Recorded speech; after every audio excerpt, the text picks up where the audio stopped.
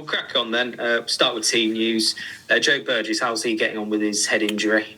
Yeah, no. So Joe's hasn't passed everything that he needs to. So Joe won't take part this week. He's got a lot better, but just not where he needs to be. So we certainly wouldn't play him. With a couple of sort of things that he's had this week.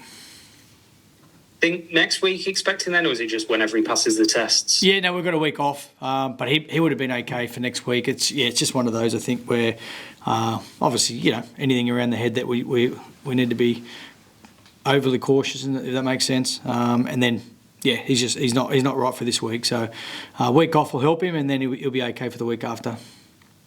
Tom Opchak missing the London game for family reasons. Is he available for selection this week? Yeah. So Tom's wife, Geordie, partner was expecting a baby. It hasn't come yet, so we just didn't want to take him down. And then obviously, if anything happened, Tom needs to be there for the birth. So hopefully that's going to happen over the next couple of days. But Tom will be eligible for selection again this week. Not going to be see one of them cases where someone's getting dragged off mid-game, are we, and getting rushed to the hospital? Hopefully not. But Sean Kenny-Dow's put his hand up, so he might jump in. What a surprise. How's Ollie Gildart getting on with his recovery? Yeah, not too bad. We're looking at Ollie. I think it was around the Cass game at this stage, but he's okay. He's in decent spirits. Obviously, when you don't play and you're out for a period of time, it's not great. But he's been really good in terms of energy around training, and just one of those that he's ticking everything off at the moment. And as I say, we're hopeful that he'll be back for Castleford. What stage is he at then? Is he training just non-contact? No, he's not with us at the moment. When I say with us, like in terms of team, he's doing his own prehab, return to play sort of protocols that go on with his injury. So he's not with the team. He won't be with us for another couple of weeks. The only other one team-wise is reports Jordan Abdul's been linked with Hull FC for next season. Is there anything you can update us on that? No, not at this stage. We'll know a little bit more in the next sort of couple of weeks around recruitment and retention and all that sort of thing. But in terms of Jordan, at this stage we don't have anything to say. And I'm sure Jordan, if he does, it'd be best coming from Jordan. Fully respect that, and Jordan's been part of our team for a number of years, and he's a good person. And he's still going to have a career, whether it's here or somewhere else. But I'm sure he'll let you know in the next few weeks. That's right. And anything else? Any other doubts for the league game? No, at this stage we're okay. Obviously had a session today. Got another one coming up on Friday. But at this stage we're on track. For the London game, you swapped a few players in positions around, like maybe Jack Broadbent, giving him a few minutes at full-back, back into the centres. Are you happy with what you saw overall? It was one of those. So Batch came into the centres. He played the full game. I thought he did a good job every time. We've put him there. He's done a decent job for us. He's 4 from 4, so he's a handy backup. Look, we wanted to give Jack some time at fullback. At some stage Jack will play fullback. Nile went back onto the wing. He's played wing before. Dean Hadley went to 13.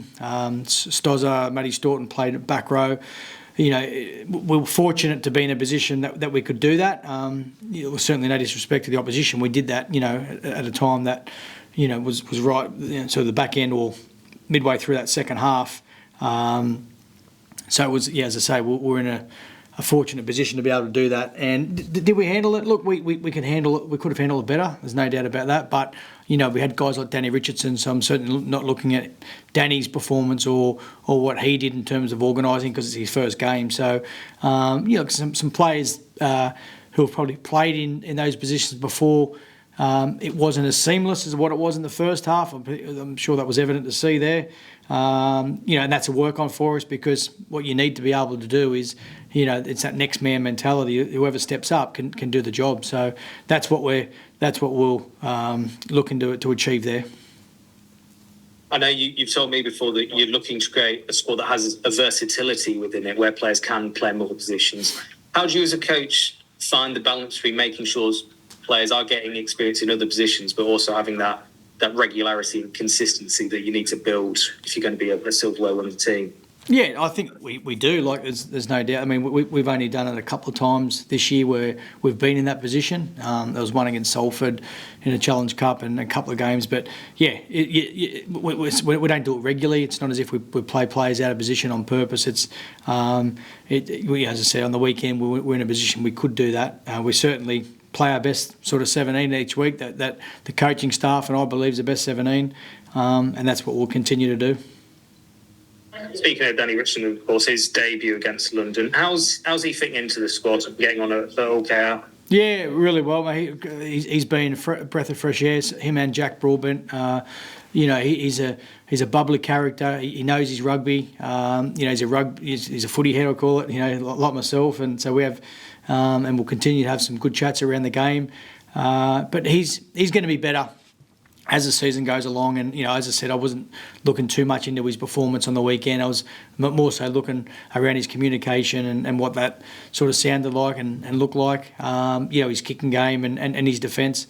So, he'll be better for it. But we're really happy that he's joined us, and I've no doubt that he's going to be an important part to us. Sort of going forward, he's probably not. He knows where he is at the moment in terms of our halves are doing a really good job, but he'll get another opportunity at some stage. Did you see any similarities between this London game and when you played them at the start of April in terms of how the game unfolded, building that big lead at half time, then a much tighter second half? Do you see them as having panned out slightly similarly? Yeah, it was. It was pretty much identical, wasn't it, in terms of what we did in the first half and then what we did in the second. But again, we made changes. We made changes both games, and to be honest, we haven't handled that as well as what we should. So it's just a matter of we need to keep upskilling and training guys that are on the fringes at the moment, because they certainly want opportunities. And I think it sort of shows that someone like Nile Evalds, the importance he is to our team. He's our captain, he's our leader, but he's a big part of what we do with the ball, and he's influential in what we do overall, the defence as well. Just his communication, and but for me, like, that shouldn't differ. If you have a player coming in, around communication and around energy, I believe that's a next man up mentality. In terms of talent, yeah, naturally you're going to have different players at different levels of talent, but when it comes to effort and competing and communication and energy, for me that shouldn't differ too much. Given how the game's panned out, I know you wanted to take a lot of lessons from that first London game about that second half performance. Did it slightly annoy you from the coaching perspective that we saw a similar thing after half time? I think defensively, defensively, that was the part for me. As I said, from the attack point of view, I knew that we'd probably get it, look a bit clunky, and it wasn't going to flow as well as what it did in the first half. But deleting 3 tries in that second half, that's not good enough. That's not our standards. And, as I say, no disrespect to London, but, for us to let in 3 tries in that second half when we handled what they threw at us well in that first half, that was sort of the disappointing part. And I think, that scrum sort of said it at the start, like, with it, they had a shot at us and it was a bit of a warning shot, and then we didn't change anything to what we did, which we've got a plan around that and what that looks like, and we didn't execute it. So they've scored in the first minute and a half, whatever it was. So overall, as I say, defensively we weren't happy, but the group weren't happy. So you don't need the coaches to say that the players are the ones that certainly lead that they weren't happy with our defensive effort in that second half. Of course, lots of positives though. One of them being Mikey Lewis, thinking here 9 from the tee. How are you feeling about his kicking at the moment? How's it coming along? Yeah, it's coming along well. I think it's one of those, as I said at the start of the year, Mikey's going to have his ups and downs, and when Jez were kicking, and all he's got to do is keep working hard on it, which he is. He had a good day, last week, and it's a new day on Saturday, so he needs to do it again. That's the responsibilities that he has, but he's certainly, taking advantage of it, and as I say, he's working hard, which is the main thing. So whatever he does this year, he'll be better for it going forward. Is that something he's keen to add to his repertoire? I'm just thinking about making him a complete package as a halfback, especially thinking maybe in terms of securing that England jersey, having that ability from the tee really just helps you put yourself up a few steps, doesn't it? Yeah, I think when you look at Mikey's game, where he's come on in the last couple of years, there's things that Mikey does that you can't coach and other players can't do. There's certain players in the game can only do it. So what we've tried to do is just work on Mikey's game, having reasons sort of why he does things, which he's doing really well. But the main area that I'm enjoying seeing is his kicking game, not his goal kicking. Yeah, his goal kicking is an area as well, but just his kicking game, because he wasn't number one choice kicker at this club since he's been here. Jordan Abdul was previously. Brad Schneider was last year when Brad came over. So Mikey's had to take that responsibility on. And again, he's worked hard on it. And you look at Smith from Wigan, he's an exceptional kicker, and what he does for Wigan and what he does for England. So I think it was a matter of Mikey working on certain parts of his game, that some of his opposition, and especially someone like Harry Smith, who is incumbent half, it was only going to benefit Mikey, but it's been a benefit for us because we needed it. We need a strong kicker. Tyrone is not the number one choice kicker, previously at his clubs either. So it's an area that we've worked hard on, but Mikey specifically has worked hard on that. I'll edit out the sneezes, don't worry. Looking towards Leigh then. They're a team that, so from my perspective, I've been watching this season. I've always been waiting for a little bit more. I know they've got another gear, but they're unbeaten in 4 now, including a pretty impressive win over Catalans. Are we finally starting to see what they're capable of this season? Yeah, I think they started playing well when we played them last time. Like we only got away with it at the back end of the game. Look, Leigh's had a lot of injuries early on in this season, and they weren't beat. They were beaten on the scoreboard, but they weren't beaten in effort and competing. And again, it's different sort of players, talented players. Obviously, they had 5. I think four out of their 5 of their dream team players that weren't playing at one period. So they did well, and considering what they had out. Now they've got everyone back. I think apart from John Asiata. So we know what they're capable of, and we knew that last time when we played them in the Challenge Cup. So we know what's coming, but we also know what what's left in us as well, in terms of we responded well last week against London, but we know now that we've got to go up another couple of gears against Leigh this week, and we're looking forward to doing that back at home. And of course, at home for the first time in about a month, I think. It must be nice running out in front of that East Stand again once more. Yeah, absolutely. We love playing at home. It's no secret that teams don't really like coming to Craven Park. We love playing at Craven Park. We're looking for a vocal crowd this week again because, we know that the players respond when the crowd gets behind them. So, we've got a loyal bunch. We had a couple of weeks there that didn't go so well for us, but they came down to London. It was like a home game last week. So we're looking forward to be back at Craven Park and making them proud again. Just a couple of words on the Amsterdam Challenge as well that got announced this week. At what stage did you find out about it? Yeah, I've known for a little bit. It's an exciting project that Paul and Craig and the team's been working on.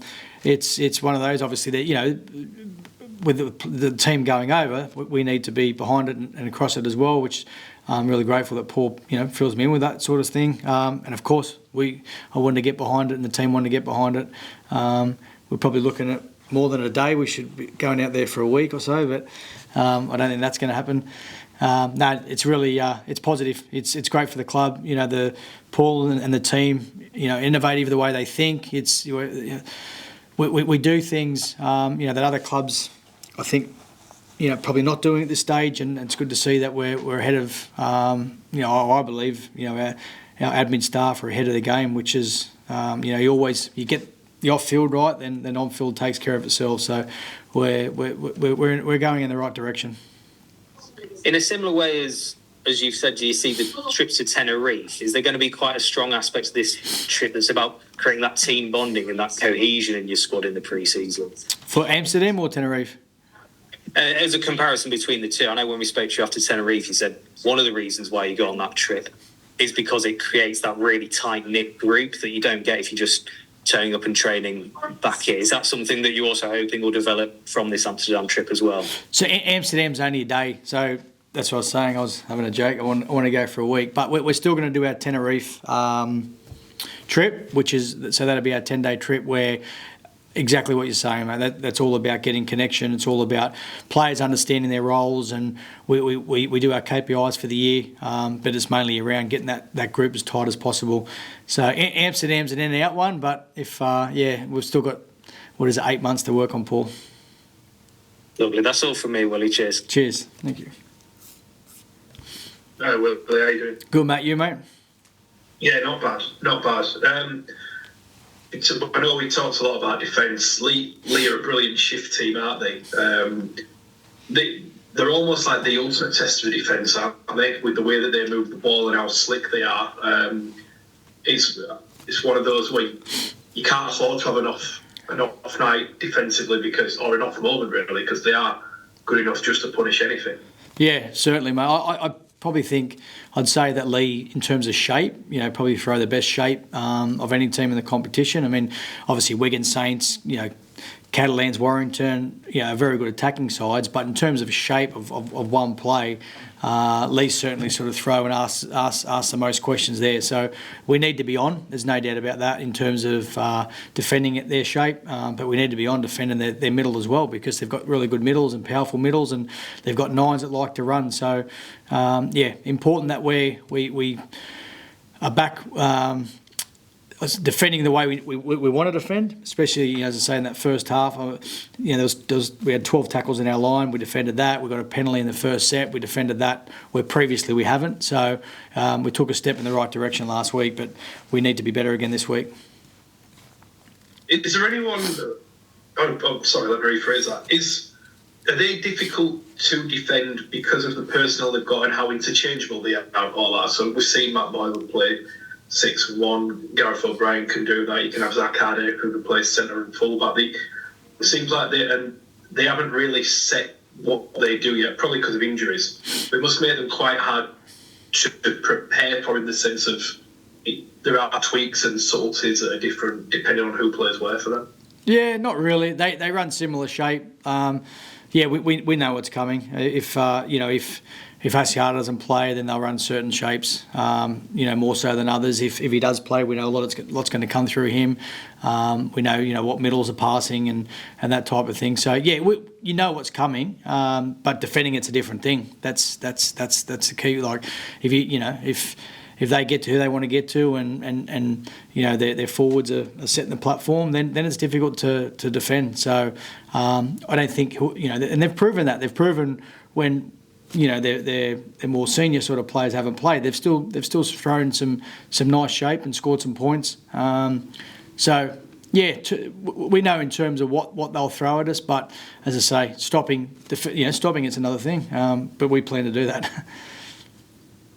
Just quickly, wanted to ask you about Nile Evalds. So he's top of the assist charts at the minute in the Super League in terms of direct try contributions. So try and assist, he's joint top with Jack Wellsby, which is pretty good company to be in. Just how good has he been, and has he exceeded expectations with how good he's been and how important he's proven to be for you guys? The answer is no, because I looked back into when he was on fire at Salford and what he did there, and that was like I'm a massive believer. You don't become a bad player overnight. Like you look at Nile. When he was at Cass and the injuries that he had. So he wasn't on the field. And I think people forget pretty quickly. And when I looked at him, I thought, okay, he could be available here. And I looked into his history and what he's done in the game. And then I thought, wow, this could be a real handy pickup. We knew, obviously, when Pet came, that he was going to get first opportunity at fullback. But Nile knew that. And then Nile wanted to back himself. And his management sort of said, no, he's happy with that, which was great because it was all, honest and open. And he looked at himself as a fullback, and I certainly did as well. He's a fullback. We always said that. So that he hasn't surprised any of us at all. I think there's still more in Nile. And when I say there's more in him, like on the weekend we challenged him in certain ways, and he responded. So Nile. I believe if he keeps going, can be a major part of this team, and he is. Like in terms of stats, he's a quiet guy off the field, so we just want to get him more vocal. And but when Niall's around the ball and he's touching the ball, then our attacks strong. There's no secret about that. So it's just about putting Nile in positions, more quality over quantity. I think sometimes fullbacks can just sort of run around without getting the footy and not have too many involvements. And there has been some, he's ran for 70 odd metres one game and then 80 in another. But then when he's got more quality and purpose to what he's doing, he's over that 200 mark. And then, like you say, he's got a hand in tries or he's scoring tries. So I think he's finding his groove now, and he's just got to keep consistent with that. You mentioned the injuries he had at Castleford. He never really seemed to be injured at Salford. But has that been something that you had to particularly manage well, his body and his conditioning, or has it just come naturally and maybe what happened at Castleford just bad luck or something there? And how has that proven to be? Yeah, look, I think rugby league injuries, and I don't like harping on injuries, I hate the word, but sometimes you can come from overtraining, undertraining, and then at times they're just bad luck, and there's a lot in the game at the moment that you just can't help. We train quite hard in the pre-season. I think that's what Nile needed. He needed a strong pre-season, which he had. He didn't miss too many sessions at all. And, he's got his loads up now so he can handle, high-speed games. He can handle games where he's going to be running more so than usual. But you've got to get him to a certain level. He had to get to that certain level to be able to achieve that. So pretty much, it's just about not missing too many sessions, which he hadn't. He's done the work and he's put himself in a decent position. There, England being the conversation for Nile, is that jumping the gun, or is he playing at that level where he deserves to be in that conversation, or is it not too far away from the mid-season game? Oh, look, I think Jack Wellsby, he's the current fullback, isn't he? So, I'm assuming Jack will be the fullback. But Nile, if Nile just, keeps playing well, and who knows what happens in rugby league. So, he's just got to keep doing what he's doing, mate. But, I think at the moment, Jack Wellsby would be the fullback. But, I'm coaching Nile. I'm a big fan of Nile. And, if he keeps going the way he is, then who knows what happens down the track. And just lastly for me, just more broadly on England, I know that, it's a great representation of the work the club's doing if players are getting international honours. Do you reckon you've got a few guys in there that are worthy of that to join Mikey? I'm thinking the likes of Elliot Minchella, a couple of others. There's guys in there that have played really well. Do you reckon that they're working towards or deserve to be in the mix for international recognition this time? Yeah, I do. So who's the current 13? Was it Knowles?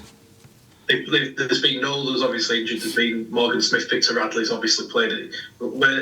England seem quite blessed when it comes to the 13. So the reason why I'm asking is because you got Victor and guys like that, so they won't be playing in this game. I think Morgan Knowles is injured. Am I correct in saying that? So for me, if Elliot Minchella's would certainly be coming into contention, and I know he would do a great job. He's an exceptional leader of our club. So for me, I don't know, what other players. I mean, I'm sure there is, but for me, I'd be supporting Elliot playing for sure. If I got a phone call to ask if there's any questions around Elliot, it'd be all based around. I know he'll do the job for Sean Wayne because he does it every day here. We just had a session then, and in terms of standards and behaviours and culture, he drives that every day. So, fans get to see what he does on the field, but I get to see what he does in and around the place. And he's an exceptional leader for us, and he's only been doing it for a year. So I'm excited to see where that goes in the next year or two. But I'd be fully supportive of Elliot getting picked in the England side, that's for sure.